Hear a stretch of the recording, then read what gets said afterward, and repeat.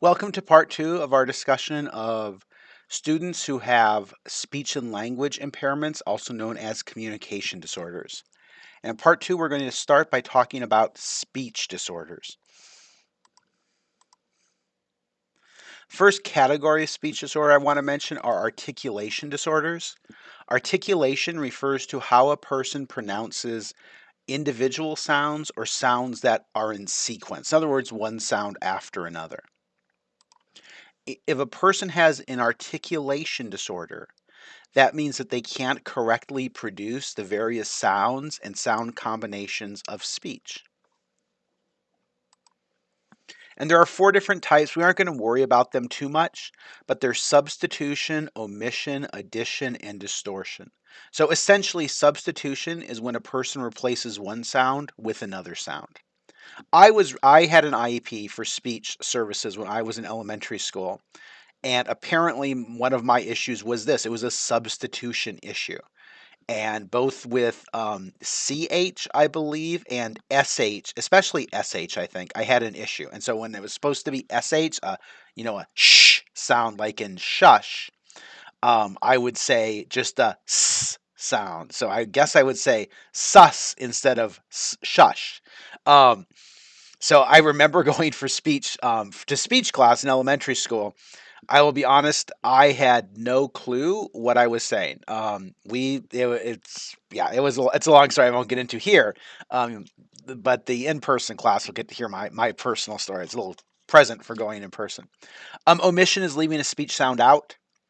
Addition is adding another sound in the middle of like that wouldn't be in the word. And distortion is just when it's the sound but it doesn't sound right. And so that might be something like I do know this. Like I shouldn't say I know this. I've seen this online.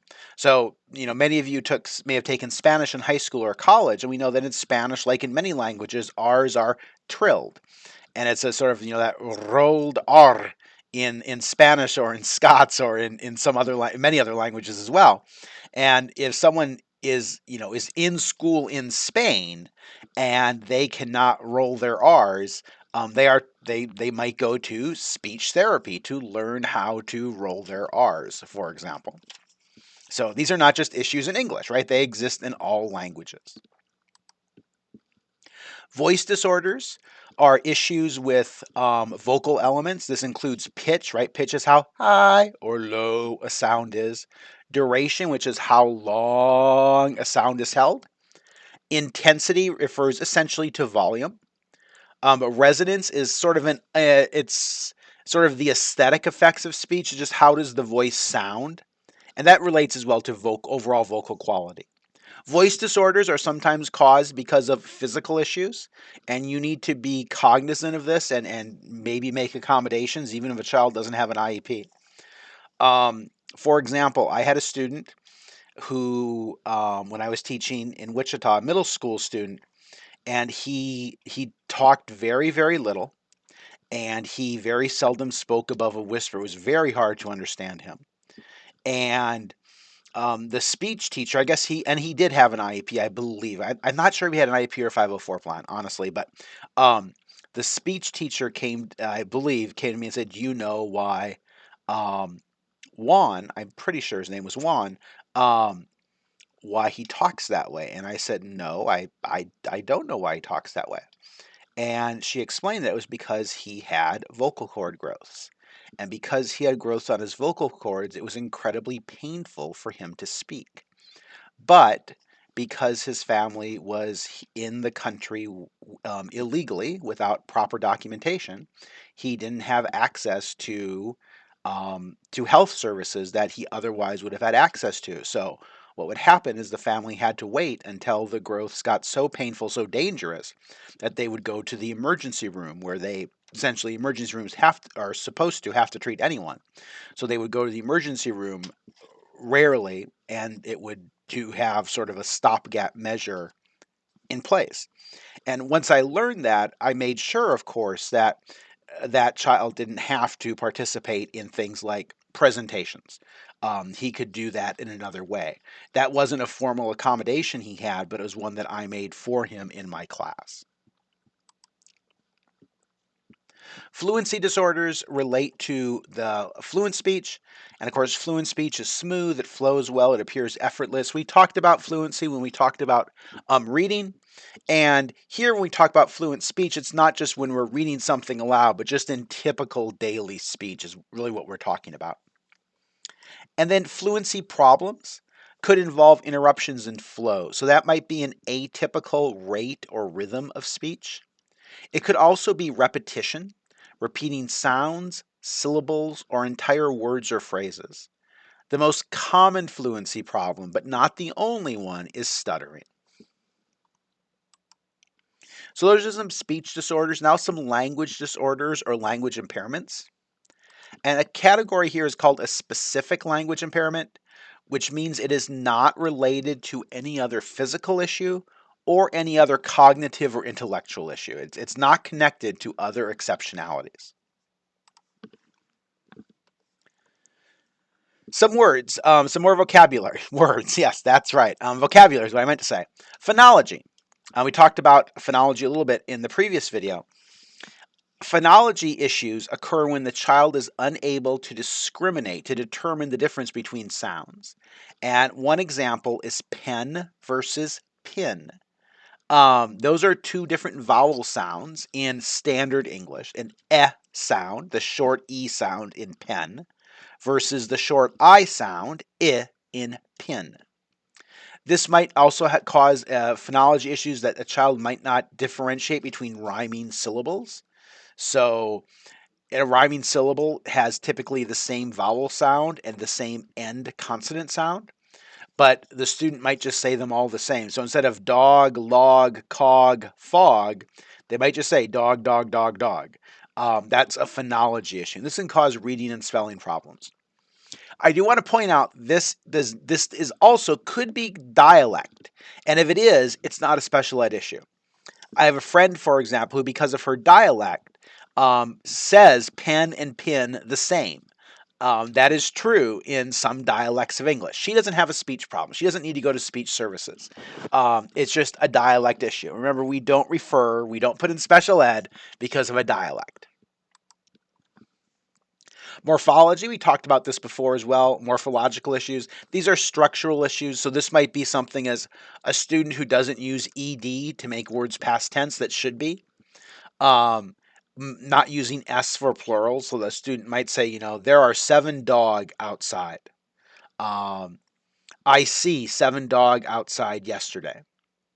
And so this really means that a student can't be as specific as needed. I should point out for English learners that this is something that is challenging for English learners. It doesn't mean they have speech issues. Many languages, I shouldn't say many, at least some languages don't have plural markers because context or other things tells us. If I say, I saw 7 of something outside, I know it's plural. Why would I add an S to it? Similarly, that's also true for some dialects of English, for some words, including for African American vernacular English or Black English. And again, we don't refer for things like that. Syntax, as I mentioned before, is incorrect word order.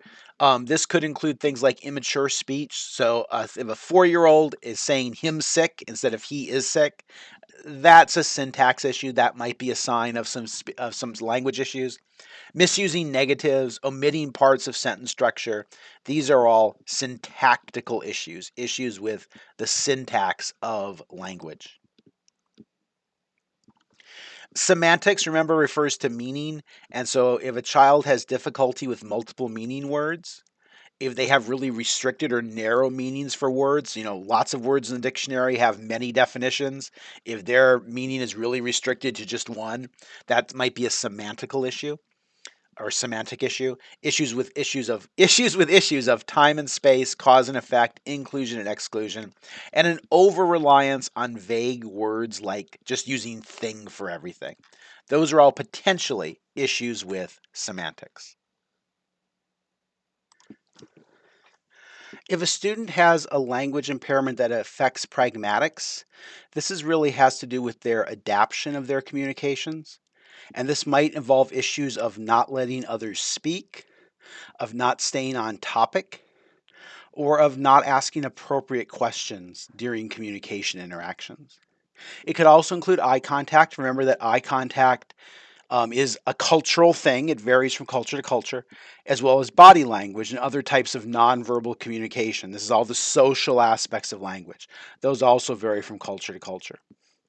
I want to point out, I remembered to do this in the in person class, and I realized I forgot to mention this earlier. We were talking about issues of articulation and speech. It is normal, it is developmentally normal for some in some stages of early childhood to not use certain speech sounds correctly. So like if you have a 4-year-old who maybe is still saying W instead of R, that's probably not concerning. And I don't remember when that actual switch occurs. Like there's different sounds we expect students to be able to produce at different ages. But it's these are issues definitely if they continue into upper elementary, into middle school, into high school, in pre-primary grades, even in early primary grades, there are some speech sounds that we don't necessarily expect a student to be able to say yet in English. Speech sounds develop, speech production develops just like everything else does during early childhood. So, in a school, what do speech language pathologists do? These are sometimes called speech teachers or speech language teachers, especially in elementary school. In high school, they're a little less likely to be called speech teachers just because there might be a person who teaches speech classes, like public speaking classes, and they're often referred to as the speech teacher. But speech language pathologists might provide direct services to students. This is when they work either one on one with students or students in a group to focus on speech or language issues. As I mentioned in class, it is important that you make sure that your students get to their special ed services on time. That is, as students get older, that does become more and more their responsibility, but you're the adult in the room and it's always your responsibility too. Um, the students' IEPs will say how many minutes of special ed services they should have each week, and it's important that they get those minutes. And part of that is your responsibility to remind the student. Um, Try very hard to do that. And I was not always perfect. Like I sometimes said to a kid, "Oh my gosh, you were supposed to have left 5 minutes ago. Hurry!" But I tried very deliberately not to do that, and I encourage you to please try deliberately not to do things like that.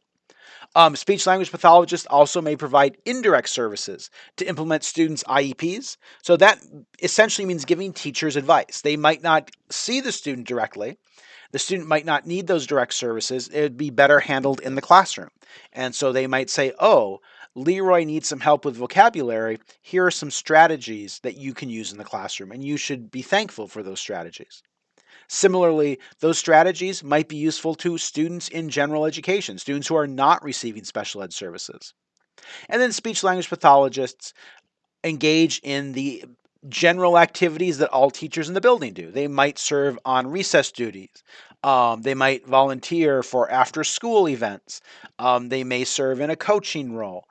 They may be on committees. They, may have hall duty or lunch duty. So all the things that other teachers do, so do speech language pathologists typically. This might vary in some districts because if a district is part of a special ed co-op, that speech language pathologist might be serving multiple schools.